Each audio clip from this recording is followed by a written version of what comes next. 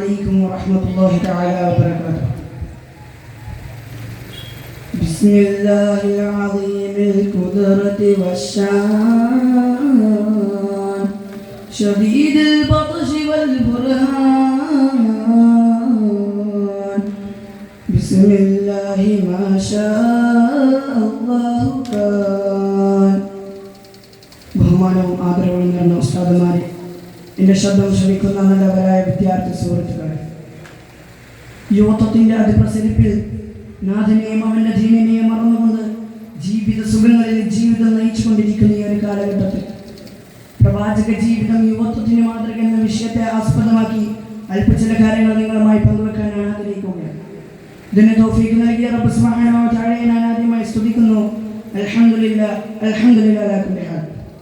പ്രിയമുള്ളവരെ, നമുക്കെല്ലാവർക്കും തന്നെ വ്യത്യസ്തമായ ജീവിത പരിസരങ്ങൾ, അനുഭവങ്ങൾ, വെല്ലുവിളികൾ ഉണ്ടാകാം. എന്നാൽ അവയുടെ പശ്ചാത്തലത്തിൽ നമ്മെ പ്രചോദിപ്പിക്കുന്ന, ഗൈഡ് ചെയ്യുന്ന ഒരു ആകാശ നക്ഷത്രമുണ്ട്. അതൊട്ടും സംശയമില്ലാതെ പ്രവാചകന്റെ ജീവിതം തന്നെയാണ്. ബിസ്മില്ലാഹിർ റഹ്മാനിർ റഹീം. ലഖദ് കാന ലക്കും ഫീ റസൂലില്ലാഹി ഉസ്വത്തുൻ ഹസന ലിമൻ കാന യർജുല്ലാഹ വൽ യൗമൽ ആഖിർ വദക്കറ അല്ലാഹ കസീറാ. അന്ത്യനാളിനെ പേടിക്കുകയും അല്ലാഹുവിനെ ഭയപ്പെട്ട് ജീവിക്കുന്ന ആളുകൾക്ക് മുത്തുനിമിത്തങ്ങളിൽ നിങ്ങൾക്ക് മാതൃകയുണ്ട്. എന്നിട്ടോ ഹബീബ് തന്നെയാണ് പറയുന്നത്, മാ ഉതിയന്നാസു ശൈആ ഖൈറൻ മിൻ ഖുലുഖിൽ ഹസന. അല്ലാഹു ഒരു മനുഷ്യന് നൽകുന്ന ഖൈറിൽ വെച്ച് ഏറ്റവും ശ്രേഷ്ഠമായ ഏറ്റവും നല്ല സ്വഭാവത്തേക്കാൾ മറ്റൊന്നുമില്ലത്രേ. പ്രവാചകർ സല്ലല്ലാഹു അലൈഹി വസല്ലം തങ്ങൾ യൗവനത്തിലേക്ക് കാലെടുത്ത് വെക്കുന്നതിന് മുമ്പേ അൽ അമീൻ എന്ന നാമത്താലുള്ള ബിരുദം ജനങ്ങൾ നൽകിയിരുന്നു. ഇവിടെ നാം കാണുന്നത് എന്താണ്? ആ പേര് നൽകിയത് സഹാബാക്കളല്ല, മുസ്ലിമീങ്ങളല്ല. പേര് നൽകിയത് നേരെ മറിച്ച് ശത്രുക്കളായ അമുസ്ലിമീങ്ങളടക്കമുള്ള ജനതയാണ്. യൗവനം ആനന്ദിച്ച് കഴിച്ചു കൂട്ടാനുള്ളതല്ല, ഉത്തരവാദിത്തങ്ങൾ നിറവേറ്റാനുള്ളതാണെന്ന് തന്റെ ജീവിതത്തിലൂടെ വരച്ച് കാണിക്കുകയാണ് സയ്യിദുനാ മുഹമ്മദ് മുസ്തഫ സല്ലല്ലാഹു അലൈഹി വസല്ലം. പ്രിയമുള്ളവരെ, യുവാവായിരിക്കെ ഖദീജ ബീവിയോടുള്ള തന്റെ വിവാഹത്തിന് ശേഷം അവിടുത്തെ ജീവിതം സാമൂഹിക ശുശ്രൂഷയ്ക്കും ധാർമ്മിക ഉന്നമനത്തിനുമായി സമർപ്പിച്ചുകൊണ്ട് യുവതലമുറക്ക് മാതൃകയാവുകയാണ്. ലോക സൃഷ്ടികളുടെ ഗുരു അഷ്റഫുൽ ഖൽഖ് റസൂലുള്ളാഹി സ്വല്ലല്ലാഹു അലൈഹി വസല്ലം. ഓന്റെ യൗവനത്തിന്റെ ചുറുചുറുക്കിൽ ഉയർന്നുവരുന്ന യുവാക്കളെ, അല്ലാഹുവിന്റെ ഹബീബ് നിങ്ങൾക്ക് നൽകുന്ന സ്ഥാനം എന്തെന്നറിയോ? നാളെ പടച്ചറപ്പിന്റെ കോടതിയിൽ ഒരു ചാണുനീരെ സൂര്യൻ വെട്ടിത്തിളങ്ങി കത്തിച്ചടിക്കുമ്പോൾ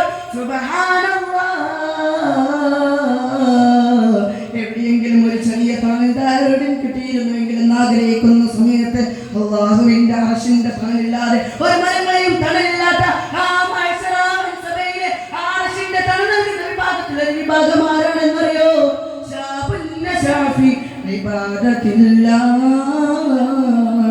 അവന്റെ യുവത്വകാലം അല്ലാഹുവിന്റെ മാർഗത്തിലായി ചെലവഴിച്ചവർക്കായി ഒരിടം അവിടെ മാറ്റി വെക്കുകയാണ്. എന്റെ മുസ്ലിമെ നാം മനസ്സിലാക്കണം, പ്രവാചകർ സല്ലല്ലാഹു അലൈഹി വസല്ലം തങ്ങൾ എത്രത്തോളം യുവാക്കളെയാണ് തന്റെ ഹൃദയത്തോട് ചേർത്ത് പിടിച്ചതെന്ന്. പ്രിയമുള്ള സഹോദരങ്ങളെ, പാരമ്പര്യത്തെ വാഴ്ത്തിയും ഭാവിയെ വളർത്തിയും സമകാലികത ജീവിതത്തെ രൂപപ്പെടുത്താനുമുള്ള ഒരുപാട് മാതൃകകൾ നമുക്ക് കാണാൻ സാധിക്കും. എന്നാൽ അതിലെ ഏറ്റവും ഉജ്ജ്വലമായ മാതൃക വിദ്യയുടെ, മനുഷ്യരുടെ, ചിന്തകളുടെ, മൃഗങ്ങളുടെ അഗ്രപ്രവാചകൻ മുഹമ്മദ് മുസ്തഫ ഹബീബിന്റെ ജീവിതം തന്നെയാണ് ഏറ്റവും വലിയ മാതൃകയും അത്ഭുതവും. നിങ്ങളൊന്ന് ഹദീസ് എടുത്ത് നോക്കണേ. അള്ളാഹുവിന്റെ റസൂൽ ഇങ്ങനെ പറയുന്ന ഹദീസുകളെക്കാൾ നാം കാണുന്നത് അള്ളാഹുവിന്റെ ഹബീബ് ഇങ്ങനെ ചെയ്യുന്നതായിട്ട് ഞാൻ കണ്ടു എന്നുള്ളതാണ്. കാരണം എന്തെന്നറിയോ? വാക്കിനേക്കാൾ ഉച്ചത്തിലെ, വചനങ്ങളെക്കാൾ വരെ അവിടുത്തെ ജീവിതത്തിലെ സംസാരിക്കാൻ കഴിഞ്ഞു എന്നുള്ളതാണ്. ജീവിതാനുഭവം കൊണ്ടുള്ള ദിശാബോധം പകരലായിരുന്നു അവിടുത്തെ ഓരോ പ്രവർത്തനങ്ങളും മാതൃകയും. അല്ലാഹു സുബ്ഹാനഹു വ തആല അവിടുത്തെ മുറുകെ പിടിക്കാനും അവിടുത്തെ പൊരുത്തം കരസ്ഥമാക്കുന്നവരിലും അവിടുത്തെ ഇഷ്ടം വെക്കുന്നവരിൽ നാം ഏവരെയും ഉൾപ്പെടുത്തുമാറാകട്ടെ. ഇത്രയും പറഞ്ഞുകൊണ്ട് ഞാൻ എൻ്റെ വാക്കുകൾക്ക് വിരാമം കുറിക്കുന്നു. വ ആഖിറു ദഅവാനാ അൽഹംദുലില്ലാഹി റബ്ബിൽ ആലമീൻ. അസ്സലാമു അലൈക്കും.